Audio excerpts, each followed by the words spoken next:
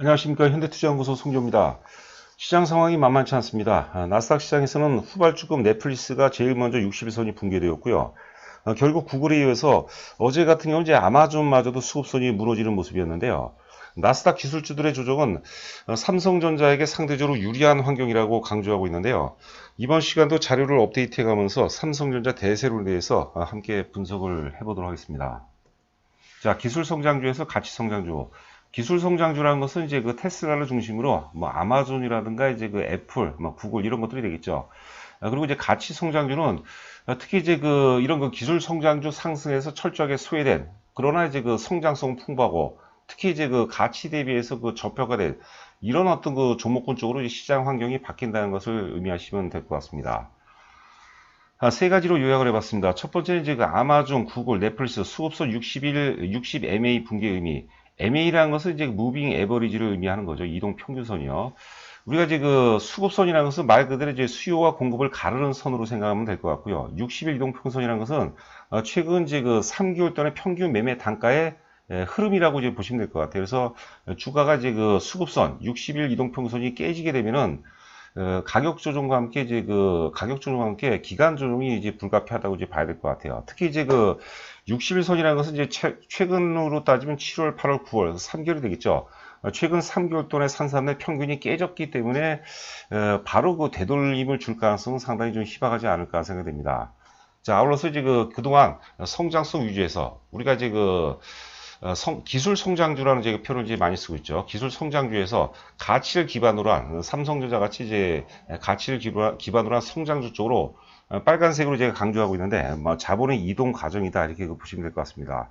자, 물론 이제 우리가 시장이 크게 부러지면 안 되겠죠. 시장 전체가 이제 급락하게 되면 사실 뭐 삼성전자도 사실 어렵게 마련인데 시장이 이제 크게 부러지면 않는다면은 뭐 제가 말한 논리대로 시장이 전개될 가능성이 높지 않을까 싶습니다. 자, 두 번째, 오늘 LG화학이 상당 부분 이슈로 몰고 오고 있어요. LG화학이 이제 배터리 분야를 이제 분사한다고 그러죠. 분사하는데, 사실 엄격히 따지면 이제 우리 호재로 봐야 되겠는데, 이미 기술 성장주와 상승 흐름을 같이 했기 때문에, 이번에 이제 LG화학의 조정 역시도 기술 성장주 조정론의 어떤 연장선상으로 우리가 해석을 해봐야 되지 않을까 싶습니다. 자, 세 번째는 삼성전자 전략에 대해서 좀 더 구체적으로 알아보겠습니다. 예전에도 제가 한번 말씀드렸는데, 지금 삼성전자의 주가 흐름이 2009년도죠. 2009년도면 전해 리먼 사태가 터졌죠. 2008년도, 2007년도에는 이제 서프라임 모기지발 악재가 터졌고요. 여하튼 간에 2009년도 이후 파동과 굉장히 유사합니다. 당시를 잠깐 회고해 본다면, 삼성전자하고 사실 리먼 사태 때문에 금융위기 때문에 엔화가 초강세를 보였어요. 그래서 현대차가 또 굉장히 많이 올라왔습니다. 삼성전자와 현대차만 올라가고 나머지 뭐 조선철강기계, 화학 이런 어떤 소재 산업재 같은 경우는 굉장히 많이 조정을 받았습니다. 뭐 과거 자료를 또 참고하시면 상당히 도움이 되실 것 같고요. 자, 아울러서 이제 9월 17일자 증권사 보고서가 또 나왔습니다. 요약을 해보도록 하겠습니다. 자, 저희 현대투자 문자 회원 모집 관련해서는 방송제 맨 끝 부분에 잘 정리가 되어 있으니까요. 참고하시기 바라고요. 제 간혹가다 이제 댓글 보시면 저희 영업에 대해서 좀 많이 불편하신 분들이 있는 것 같은데 그건 좀 이해를 바랍니다. 영업은 저희에게 굉장히 신성하고 이제 소중한 겁니다. 대신에 또 저희가 회원분들한테 기대 이상의 어떤 성과를 또 낳게 해드려야 되겠죠. 자, 보시는 그림은 이제 넷플릭스입니다. 왜 이제 제일 처음 화면에 넷플릭스를 말씀드리냐면요. 우리가 주도주 논리 중에서 주도주는 견인 효과가 있다고 그래요. 견인 효과. 제일 먼저, 예를 들어서 제가 보기에는 이제 테슬라 혹은 뭐 아마존 정도, 애플 정도가 이제 거의 이제 탑 주도주급이라고 봐야 되는데, 이런 주도주는 혼자만 올라가는 주도주는 주도주가 아니에요. 반드시 이제 후발주도 끄집어 올려줘야 되는 거죠. 그런 효과가 분명히 있었죠. 그런데 그런 주도주 견인 효과가 있는데 주가가 빠지게 되면은 여기입니다. 견인 효과 이제 반대라고 보는 거죠. 제일 못 올라간, 제일 힘이 없는 주식이 먼저 빠지는 거죠. 그러면서 마치 물귀신이라는 표현이 적절할지 싶은데 자꾸 이제 살아남으려고 자꾸 고개를 들고 올라가려는 그런 주식들을 끄집어 내리는 거죠. 그래서 넷플릭스가 먼저 60일선이 깨지면서 구글도 깨지고 아마존도 깨지고 결국은 이제 테슬라마저도 깰 가능성이 높지 않을까 생각됩니다. 이거는 이제 우리가 시세의 어떤 원리라고 보는 거죠. 자, 두 번째 그림은 이제 그 구글이죠. 구글도 지금 이제 60일선이 완연하게 깨진 건 아닌데, 지금 이제 넷플릭스라든가 시장 상황을 감안한다면 추가적으로 가격 조정 내지 기간 조정이 좀 불가피하지 않나 이렇게 생각되고 있습니다. 여하튼 간에 수급선이죠. 수요와 공급을 가르는 선이 깨졌기 때문에 상당 부분의 어떤 그 데미지가 있을 가능성이 높지 않을까 싶고요. 자, 아마존입니다. 아마존도 이제 어제 종가로 완연하게 60일선을 이제 이탈을 시키는 모습이죠. 그럼 되돌림을 주면 이제 우리가 흔히 얘기하는 그 이중천정 혹은 이제 쌍봉이라고 이제 많이 얘기합니다. 뭐 그래서 아마존이라든가 넷플이라든가 애플 이런 것들이 못 간다는 얘기 아니에요. 간다 하더라도 충분한 가격 및 기간 조정이 이제 불가피한 그런 상황이고, 그런 어떤 그 뭐 틈새라고 할까요? 어떤 그런 어떤 그 시장 환경 속에서 삼성전자의 어떤 가치가 크게 부각될 가능성이 이제 높다고 봅니다. 자, 아마존. 그리고 애플입니다. 애플 같은 경우는 아직까지도 좀 짱짱하죠. 60선이 한참 좀 아래에 있는 모습인데, 역시 그 물귀신 효과, 견인 효과에 반대 이제 물귀신 효과라고 이제 말씀드리죠. 물귀신 효과로 해서 애플도 결과적으로 이제 61선이 위협받은 그런 상황이 나오지 않을까 생각이 됩니다. 자, 테슬라가 이제 그 상당히 짱짱한 그런 모습이죠. 올라갈 때 또 굉장히 다이나믹했고, 또 올라갈 때, 그 빠질 때도 굉장히 또 크게 빠지고, 또 이번에 그 반등 주는데도, 뭐, 독보적으로 이제 그 반등의 세기가 굉장히 큰 것 같아요. 지금 22일 날이죠. 배터리 데이라고 있는데, 제가 보기에는, 배터리 데이가, 우리 시간으로 이제 23일 날 이제 결정이 될 것 같은데요. 배터리 데이가 상당히 커다란 어떤 그 변곡 역할을 할 가능성이 높지 않을까 싶습니다. 잠시 후에 우리가 이제 LG화학에 대해서 보도록 하겠는데, LG화학도 사실 그 배터리 분야가 분사된다는 것은 사실 어떤 규모의 경제도 그렇고 또 특화 부분도 있고 상당히 상당 부분 악재 부분은 좀 호재일 가능성이 높은데 주가가 과도하게 빠지거든요. 그 빠지는 이유는 또 자꾸 이제 물어보신 분들이 많이 있는데 많이 올랐다는 거죠. 기술 성장주하고 함께 상승에 기여를 했기 때문에 그게 가장 커다란 조정의 이유라고 보는 거고, 테슬라도 배터리에 대해서 어떤 얘기가 나올지 모르겠어요. 물론 이제 뭐 파격적인 어떤 그 얘기가 설사 나온다 하더라도 제가 보기에는 그 쌍봉 정도 수준에서 다시 또 이제 추가 조정받을 가능성이 높지 않을까 생각이 됩니다. 자, 그리고 테슬라하고 이제 LG 화학과 이제 그 뭐 상관관계라고 이제 보는데, 지금 이제 그 역사적 고점을 제가 이제 수평선으로 표시를 해 놓은 거죠. 지금 거의 상승의 흐름을 같이 했어요.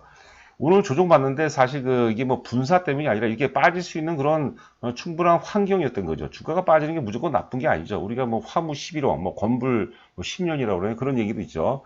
주가는 이제 그 상승과 하락을 이제 반복하는 과정입니다. 주가의 상승이라는 것은 하락 파동의 에너지원이 되는 거고요. 또 하락이라는 것은 상승 파동의 에너지원이죠. 그렇게 우리가 해석을 해볼 필요가 있지 않나 생각됩니다. 거의 뭐 유사한 그런 패턴이라고 봐야 될 것 같아요. 자, 그다음에 이제 그 삼성전자 이제 과거 자료입니다. 예전 자료에서 제가 또 업데이트한 그 내용인데요. 에서도 이제 말씀드린 바와 같이 모두에서 2009년도서부터 2012년까지 4년 동안 그 9,000원 정도 부근에서 3만 원대까지 거의 뭐 300% 정도 주가가 이제 크게 오르죠.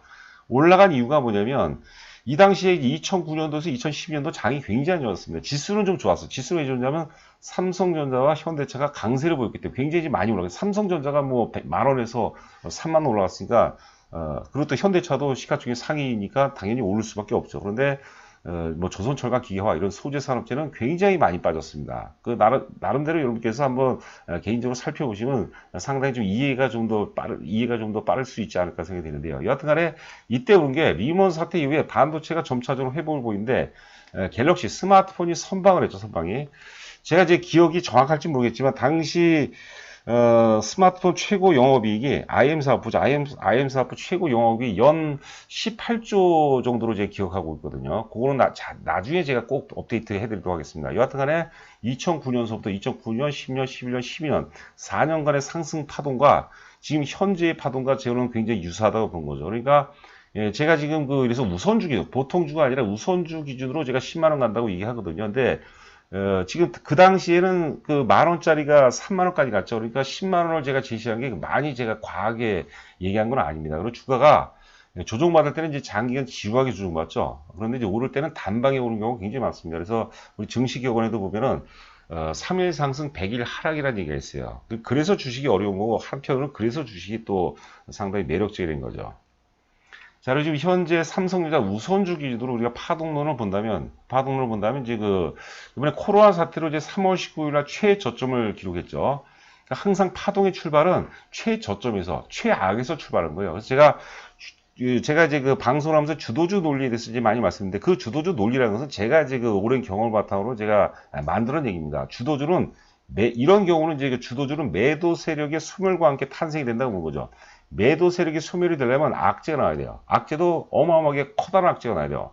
이 코로나 사태라는 그 악재를 3월 달에, 그런 뭐 사실 우리가 경험해보지 못했던 엄청난 악재였죠. 마치 그 1929년도 대공황과 자꾸 비교를 많이 할 정도의 악재였는데, 그렇기 때문에 너무 면도날 같은 예리한 바닥을 찍은 거죠. 거기서부터 이제 그 저점, 그러니까 그 악재의 어떤 그 절정, 우리가 뭐라 그러죠? 이렇게 세일링 클라이막스죠. 매도의 절정서부터 이제 파동이 출발하는 거예요. 그래서 7월 달까지 1파동이 나오고, 그 다음에 8월 달 한 달 동안에 조정 2파동이 종료되고, 지금 9월서부터 진행되는 파동이 상승 충격 3파동입니다. 근데 상승 충격 3파동은 상승 충격 1파동이나 5파동에 비해서 가장 신뢰도가 높아요. 그것도 제가 재해석한 거거든요. 엘리어트 파동 이런 그 절대 불가침의 세 가지 법칙이 있습니다. 세 가지 법칙 중에서 두 번째 법칙이 뭐냐면, 상승 충격 3파동은 1파동이나 5파동에 비해서 가장 작아서는 안 된다는 얘기였어요. 근데 제가 과거 어떤 그 데이터들을 통해서, 과거 어떤 급등주라든가 주도주 데이터를 통해서 보니까 3파동이 가장 신뢰도가 높다는 거죠. 그래서 제가 이제 3파동을 이제 많이 제가 이제 강조해드리죠. 특히 이제 바이오 같은 경우 상승 3파동에서 우리가 재미를 본 종목이 또 많이 있습니다.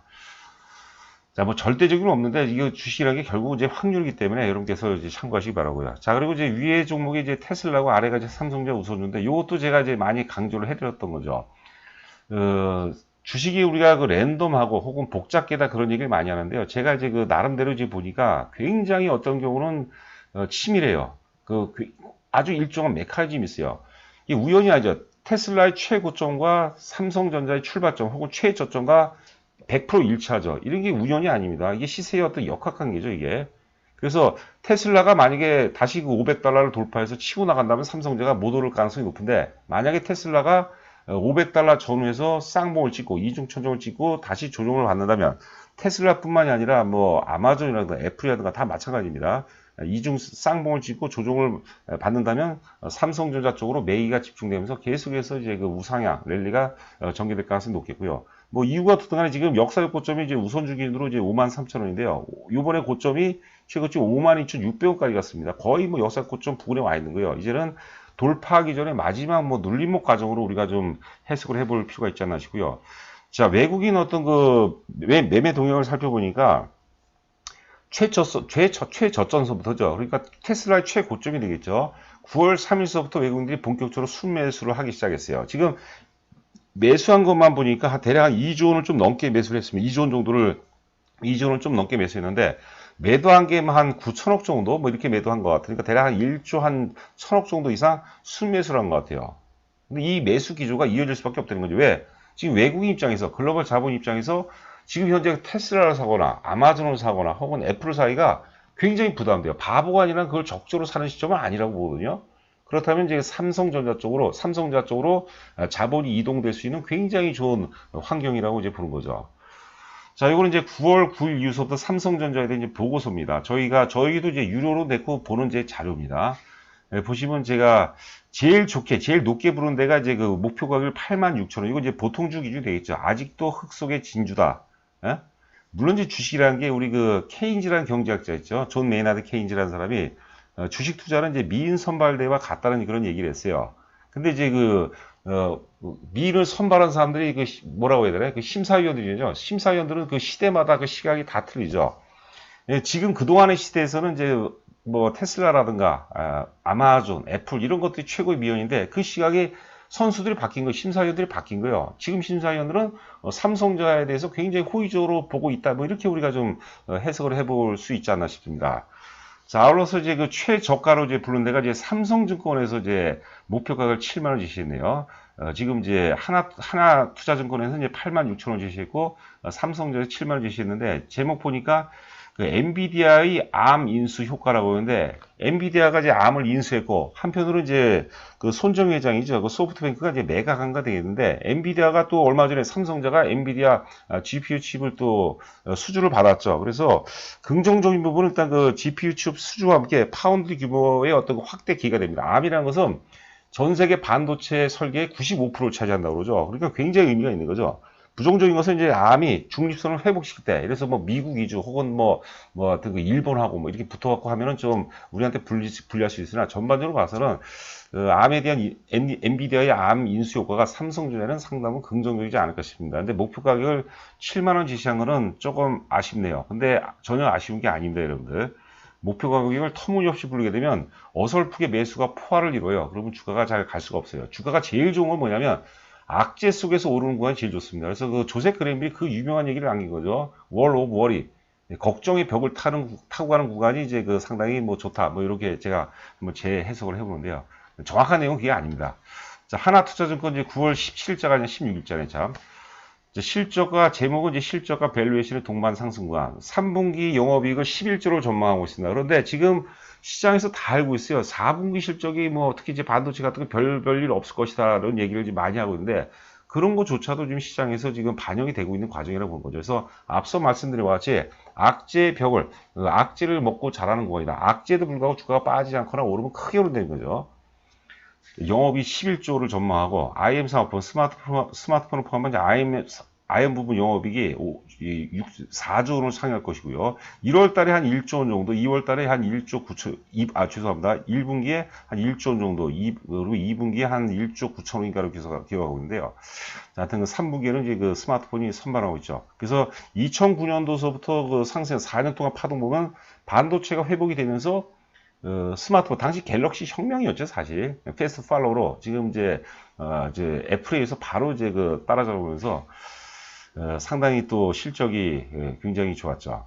자 그리고 이제 가전과 TV마저도 이제 그 실적이 좋다. 영업이익이 지금 하나투자증권 이제 16일자 보고서 보면 영업이익이 2019년도 27조 7천억에서 올해 예상 영업이 35조인데 이 정도면은 뭐 굉장히 선방했다고 봐야 될 것 같습니다. 자, 파운드리. 저는 사실 파운드를 얘기하고 싶은데, 파운드를 좀 구체적으로 얘기하는 증거서가 없는 것 같아요. 애널리스트들이 없는 것 같아요. 파운드리, 그리고 5G 통신 장비 사업 기대감이 주가에 반영이 될 때. 그런데 지금 여러분들 시장을 지배하는 것은 뭐 4차 산업혁명 혹은 포스트 코로나 시대에는 지금 시장의 큰 틀은 성장성이에요, 성장성. 가치주가 지금 별볼일 없었죠, 사실. 예, 여러분들 삼성전자의 파운드리 성장성을 한번 잘 한번 생각해 보세요. 결국은 제가 한 말씀만 드리면은 결국은 TSMC와 삼성전자 2강 체제는 될 수밖에 없어요. 지금 팹리스 입장, 발주를 해주는 팹리스 입장에서는 양강 체제가 될 수밖에 없다고 보는 거죠. 그럼 한번 여러분께서 깊이 있게 한번 생각을 해보시기 바랍니다. 자, 시간이 또 예상을 넘어서 좀 많이 지나고 있네요. 자, 하여튼 그 삼성전자 우선주가 지금 53,000 역사의 고점이고 지금 51,000을 살짝 뭐 이탈하고 뭐 그런 모습인데 지금 음봉이 3개째니까 뭐 내일 혹은 그 이후서부터는 이제 그 상승 가능성이 높다고 봐야 되고요. 너무 그 삼성전자를 우리가 범 사냥하는데 호랑이 사냥하는데 우리가 몇백 원에 몇천 원에 이렇게 우리가 인색에서는 안 될 것 같아요. 우리가 토끼라든가 우리 꽁 사냥하는 게 아니거든요. 그 호랑이 사냥을 한번 해보자는 거 담대하게. 자, 오늘 이제 공시 내용 보니까 공급 과잉 심화, 서버들의 가격 최대 18% 하락, 뭐 트랜스 보고서 보니까 5G 제재로 추가 하락 가능성 이런 얘기 나오는데 악재가 이건 굉장히 큰 악재거든요.